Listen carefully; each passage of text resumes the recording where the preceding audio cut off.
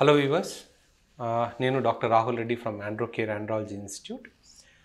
Welcome to Androcare connect programme.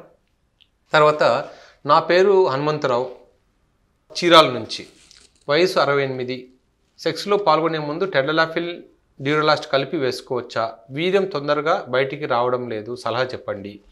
మీ వయసుకి జనరల్గా 2 problems ఉండొచ్చండి. ఒకటి ప్రాస్టేట్ గ్రంథి అనేది నార్మల్గా బీపీహెచ్ అంటాం, ఏజ్ రిలేటెడ్ కొంచెం ఎన్లార్జ్ అవుతుంది.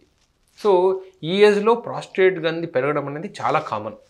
సో మీకు ప్రాస్టేట్ గ్రంథి పెరగడం వల్ల మీకు సీమెన్ బయటికి రావడం అనేది కొంచెం తగ్గిపోవచ్చు, లేదా బయటికి కొంతమందికి కొన్ని చుక్కలు మాత్రమే రావచ్చు. రెండోది, ఈ ఏజ్లో హార్మోన్స్ తగ్గిపోతాయి కాబట్టి, అంటే టెస్టోస్టెరాన్ తగ్గుతుంది కాబట్టి మీకు దానివల్ల కూడా మీకు స్పెర్మ్ అనేది తొందరగా రిలీజ్ కాకపోవచ్చు. సో మీకు ఇప్పుడు టెడలాఫిల్ ప్లస్ డ్యూరలాస్ట్ అంటే మీకున్న ప్రాబ్లం, మీకేంటంటే స్పెర్మ్ తొందరగా బయటికి రావడం లేదన్నారు. సో ఇలాంటి వాళ్ళు డ్యూరలాస్ట్ వేసుకోకూడదు. డ్యూరలాస్ట్ ఎవరికి అంటే, ఎవరికైతే స్పెర్మ్ తొందరగా రిలీజ్ అవుతుందో వాళ్ళే డ్యూరలాస్ట్ వాడాలి. అంతేగాని టెడలాఫిల్ డ్యూరలాక్స్ అంటే డెపాక్సిటిన్, డ్యూరలాక్స్ అంటే డెపాక్సిటిన్, ఆ 2 కలిపి మీరు వేసుకోకూడదు. మీ ప్రాబ్లంకి ఓన్లీ టెడలాఫిల్ మాత్రమే వేసుకోవాలి. Hello sir, Sridhar from Mancherial. నాకు లార్జ్ వారికోసిల్ ఉంది, అలాగే అజూస్పెర్మియా ఉంది. వారికోసిల్ సర్జరీకి టెస్టిక్యులర్ బయాప్సీకి ఎంత ఖర్చు అవుతుంది? ఖచ్చితంగా వారికోసిల్ సర్జరీ చేయకపోతే టెస్టిస్కి ఏమైనా ప్రాబ్లం అవుతుందా? సో ఇప్పుడు ఖర్చు గురించి కావాలంటే మా వాళ్ళకి కాల్ చేస్తే అన్నీ చెప్తారండి. కానీ ఇప్పుడు మీకు ఆల్రెడీ వారికోసిల్ ఉంది, స్పెర్మ్ కౌంట్ 0 ఉంది. సో ఇంతకన్నా మనకు డ్యామేజ్ ఏం కావాలి? అంటే టెస్టిస్కి ఏమైనా ప్రాబ్లం అవుతుందా అంటే, జనరల్గా టెస్టిస్కి ప్రాబ్లం అయినప్పుడే మీకు స్పెర్మ్ కౌంట్ 0 అవుతుంది. లేదా కొన్ని సందర్భాల్లో మనకు బ్లాకేజ్ ఉండొచ్చు, అంటే మీకు వారికోసిల్ ఉండి సేమ్ టైం కూడా బ్లాకేజ్ ఉండొచ్చు. సో అప్పుడు మీకు టెస్టిక్యులర్ బయాప్సీ చేసినప్పుడు మీకు సరిపోతుంది. కానీ వారికోసిల్ ఎంత గ్రేడ్ ఉంది, ఈ వారికోసిల్ వల్లనే స్పెర్మ్ 0 అయిందా లేదా అనేది కూడా మనం ఐడెంటిఫై చేయాలి. మీ హార్మోన్స్ చూస్తే మనం చెప్పగలుగుతాం. సూరి, నాకు ఎప్పుడైనా ఫీలింగ్స్ వచ్చి ఎరెక్షన్ అయితే, ఎరెక్షన్ కూడా కొద్దిసేపే, అది కూడా చాలా హార్డ్గా కాదు, మళ్ళీ ఎరెక్షన్ తగ్గిన తర్వాత టెస్టిస్లో పెయిన్ వస్తుంది సార్. అది ఎంతలా అంటే నడవడానికి కూడా వీలు కానంత. Please give your suggestion sir. మీకు టెస్టిస్లో పెయిన్ వస్తుంది, ఇంత క్రానిక్ పెయిన్ అంటే నడవడానికి కూడా ఇబ్బంది అయ్యేంత పెయిన్ ఉందనుకోండి, సో ఖచ్చితంగా అది ఎపిడెడమైటిస్ అన్నా ఉండాలి, అంటే స్పెర్మ్ ట్యూబ్లో ఉన్న ఇన్ఫెక్షన్ ఉండాలి, ప్రాస్టటైటిస్ అన్నా ఉండాలి, సెమినల్ వెస్కులైటిస్ అన్నా ఉండాలి. సో దాన్ని ఐడెంటిఫై చేసుకొని మీరు ట్రీట్ చేసుకోవాల్సిందే. కొద్ది రోజుల పాటు మీరు యాంటీబయాటిక్స్ వాడాలి, ఆ తర్వాతనే ఈ పెయిన్ తగ్గుతుంది. తర్వాత, my name is Ramesh, Nandyal. My problem is seminal vesiculitis. Shock wave therapy తీసుకోవచ్చా? డెఫినెట్గా అండి, సెమినల్ వెస్కులైటిస్ కానీ ప్రాస్టటైటిస్ కానీ మీకు షాక్ వేవ్ థెరపీ పనిచేస్తుంది. ఒకసారి మా నెంబర్కి ఫోన్ చేసి అడగండి, వాళ్ళు దానికి డీటెయిల్స్ చెప్తారు. Sir, my name is Suryakumar, కెనడాలో ఉంటాను. I have premature ejaculation problems and also I'm ejaculating low force sperm, అంటే స్పెర్మ్ బయటకు వచ్చే స్పీడ్ చాలా తక్కువగా ఉంది. It just comes as 1 or 2 drops, అంటే తక్కువ వాల్యూమ్ కూడా ఉంది. సూర్యకుమార్ గారు, ఇప్పుడు మోస్ట్లీ మీకు ప్రీమెచ్యూర్ ఎజాక్యులేషను, అలాగే లో సీమెన్ వాల్యూము, లో స్పీడ్ ఎజాక్యులేషను, ఈ 3 ఉన్నాయంటే ఖచ్చితంగా మీకు సెమినల్ వెస్కులైటిస్ కానీ ప్రాస్టైటిస్ కానీ ఉంటుంది.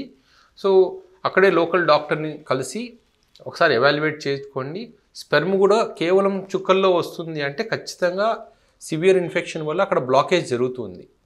సో ఇది కంప్లీట్గా బ్లాక్ అవ్వకముందే మీరు అక్కడ డాక్టర్ని కలిసి ఎవాల్యుయేట్ చేసి ట్రీట్మెంట్ స్టార్ట్ చేసుకోండి. ఎందుకంటే కంప్లీట్గా బ్లాక్ అయిన తర్వాత ట్రీట్మెంట్ అనేది కొంచెం కష్టం. సో దీనికి ఏంటంటే జనరల్గా అక్కడ ఒక ట్రాన్స్రెక్టల్ అల్ట్రాసౌండ్, ఒక సీమెన్ కల్చరు, ఈ 2 చేస్తారు అక్కడ లోకల్ యూరాలజిస్ట్ని కలిస్తే. దాన్ని బేస్ చేసుకొని వాళ్ళు ట్రీట్మెంట్ ఇస్తారు. సో ఒకవేళ బాగా సివియర్ ఇన్ఫెక్షన్ ఉంటే డైరెక్ట్గా మీ డాక్టర్ని షాక్ వేవ్ థెరపీ స్టార్ట్ చేయమని చెప్పండి. సురేందర్ గారు, సార్ నాకు అజూస్పెర్మియా ఉంది, హార్మోనల్ టెస్ట్ చేయించుకుంటే testosterone, FSH, LH, prolactin, cortisol, vitamin D అన్నీ నార్మల్ రేంజ్లో ఉన్నాయి. ఈస్ట్రోజన్ కూడా నార్మల్గా ఉంది. విటమిన్ B12 65 అంటే చాలా తక్కువగా ఉంది. మీరు అజూస్పెర్మియాకి టీసా చేయాలి అన్నారు.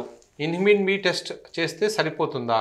నాకు ఈడీ కూడా ఉంది, లో లిబిడో కూడా ఉంది, నేను 3-4 years back anti depressions medications వాడాను. మీకు చాలా ప్రాబ్లమ్స్ ఉన్నాయండి, ఇవన్నీ కూడా ప్రాబ్లమ్స్ ఉన్నాయి. ఒకటి, మీకు ఎరెక్టైల్ డిస్ఫంక్షన్కి అంటే టెస్టోస్టిరాన్ ఇక్కడ మీరు వాల్యూ వేయలేదు, నార్మల్ ఉంది అని ఇచ్చారు కదా. సో మీకు ఎందుకు ఎరెక్టైల్ డిస్ఫంక్షన్ ఉంది, ఈ రెండుకి కనెక్షన్ ఎక్కడైనా ఉందా అంటే ఎరెక్టైల్ డిస్ఫంక్షన్కి మీ లో హార్మోన్కి ఏదైనా ప్రాబ్లం ఉందా. సో వైటమిన్ B12 డెఫినెట్గా మీకు తక్కువగా ఉంది, అది మీరు అక్కడే లోకల్ డాక్టర్ని అడిగి వైటమిన్ B12 ఇంజెక్షన్స్ తీసుకుంటే మీకు ఇమ్మీడియట్గా అది ఇంప్రూవ్ అవుతుంది. కానీ అజూస్పెర్మియాకి మాత్రం మనం టీసా చేసేంత వరకు, అంటే ఆ అజూస్పెర్మియాకి టీసానే మనకు ఫైనల్ టెస్ట్. మనకు చాలా రకాల జెనెటిక్ టెస్ట్లు కానీ ఇన్హిబిన్ బి కానీ ఇవన్నీ ఉన్నాయి, కానీ ఇవన్నీ నాన్ స్పెసిఫిక్. అంటే ఇది చేసినంత మాత్రాన మీకు స్పెర్మ్ దొరుకుతుంది దొరకదు అని ఖచ్చితంగా చెప్పగలిగే టెస్ట్లు ఏవీ లేవు. సో ఫైనల్గా అది టీసా మాత్రమే. సో ఈ మిగతా టెస్ట్ల మీద ఊరికి అన్నెసరీ మీరు మనీ వేస్ట్, ఎందుకంటే ఫైనల్గా అన్ని టెస్టులు చేయించుకొని మళ్ళీ టీసానే చేయించుకోవాలి. సో అవన్నీ చేసి డబ్బులు వేస్ట్ చేసుకొని టీసా చేసుకునే బదులు ముందే డైరెక్ట్గా టీసా చేయించుకోండి. మీకు అట్లీస్ట్ ఏంటి, మీకు ఏదైనా బ్లాకేజ్ ఉందా, ప్రొడక్షన్ ఉందా లేదా, ప్రొడక్షన్ ఎందుకు లేదు, అన్నిటికీ మీకు టీసాలోనే మీకు ఆన్సర్ దొరుకుతుంది. Vijay from Hyderabad. Prostate massage cost ఎంత అవుతుంది? విజయ్ గారు, ప్రాస్టేట్ మసాజ్ అనేది ఏమి కాస్ట్ కాదండి, కాకపోతే ఏంటంటే ఇప్పుడు ఎందుకు చేయట్లేదు, ఇది హార్డ్లీ మీకు 500,000 రూపీస్లోనే అయిపోతుంది. కాకపోతే ఏంటంటే ఇది పెయిన్ఫుల్ థింగ్. అంటే పెనిస్లో మోషన్ పైప్లో నుంచి వేలు పెట్టి ప్రాస్టేట్కి మసాజ్ ఇవ్వడం అనేది జనరల్గా కొంతమందికి అది భరించలేరు ఆ పెయిన్ అనేది. ఏదో ఎగ్జామిన్ చేయడం వేరు, మసాజ్ ఇవ్వడం వేరు. అంటే ఇప్పుడు షాక్ వేవ్ థెరపీ లాంటి పెయిన్లెస్ ట్రీట్మెంట్స్ వచ్చిన తర్వాత అలాంటి పెయిన్ఫుల్ ట్రీట్మెంట్స్ ఇప్పుడు ఎవరికి ఇవ్వట్లేదు. ఎందుకంటే చాలామందికి ఆ ప్రాస్టేట్ మసాజ్ చేసే టైంలో చాలా నొప్పి ఉంటుంది. కొంతమంది అంటే వాళ్ళ కంటిన్యూస్గా కళ్ళల్లోంచి నీళ్ళు వస్తూనే ఉంటాయి.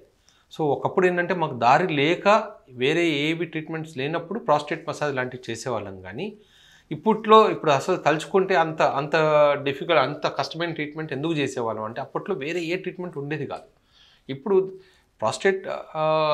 ప్రాస్టైటిస్ ఉంటే ప్రాస్టైటిస్ చాలామంది వరకు, అంటే మెజారిటీ పేషెంట్స్కి 80-90% పేషెంట్స్కి షాక్ వేవ్ థెరపీనే సరిపోతుంది, ప్రాస్టేట్ మసాజ్ ఇవ్వాల్సిన అవసరం లేదు. సో వ్యూవర్స్, ఐ థింక్ ఈ వీడియో ఇక్కడితో ఎండ్ చేస్తాను. ఈ వీక్ అన్నీ అట్లీస్ట్ మీకు 4-5 వీడియోస్ వస్తాయి ఇదే టాపిక్ మీద. అంటే ఓన్లీ ఆండ్రో కేర్ కనెక్ట్ ప్రోగ్రామ్ కిందని మళ్ళీ రేపు నెక్స్ట్ వీడియో రిలీజ్ చేస్తాము. Keep watching.